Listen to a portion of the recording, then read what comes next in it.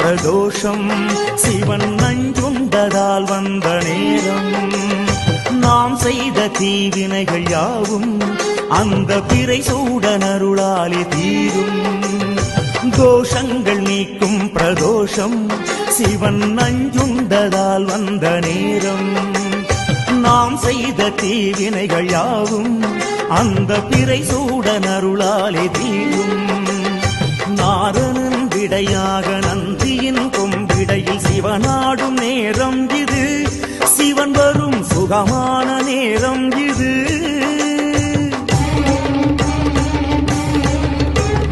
கருணாகரன் சுத்த சிவமானவன் கருணை பொழிகின்ற நேரம் இது வரம் தருகின்ற நேரம் இது